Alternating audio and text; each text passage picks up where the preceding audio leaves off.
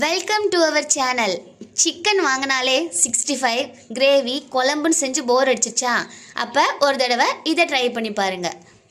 அதுக்கு கொஞ்சமாக வெள்ளைப்பூடு, இஞ்சி, வெங்காயம், ஒரு பச்சை மிளகாய், அப்புறம் 2 தக்காளி, அது கூடவே கொஞ்சமாக வத்தல் தூள், மல்லித்தூள், மஞ்சள் தூள், கரம் மசாலா, உப்பு எல்லாத்தையும் சேர்த்து நல்லா ஃபைன் பேஸ்ட்டாக மிக்சியில் அரைச்சி எடுத்துக்கோங்க.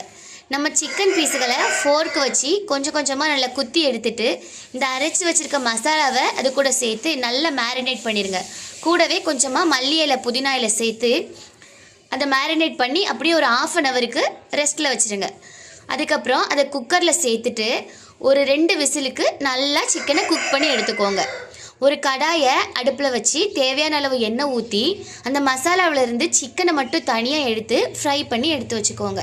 அதுக்கப்புறமா இன்னொரு கடாயை அடுப்பில் வச்சு அந்த மசாலாவை அதில் ஊற்றி நல்லா கிளறி விட்டு அது கொஞ்சம் வத்துற வரைக்கும் கிளறி விட்டுக்கோங்க. கொஞ்சம் வத்துனதுக்கப்புறமா நம்ம ஃப்ரை பண்ணி வச்சுருக்க சிக்கன் பீஸுகளை அதில் சேர்த்துட்டு அதில் கொஞ்சமாக பெப்பர், அப்புறம் உங்களுக்கு தேவைப்பட்டுச்சுன்னா கொஞ்சம் பட்டர் சேர்த்துட்டு அது கூடவே கொஞ்சம் மல்லி இலையும் புதினா இலையும் சேர்த்து நல்லா கிளறி இறக்குனீங்கன்னா நல்ல சூப்பரான சிக்கன் மசாலா ஷவாயா ரெடிங்க.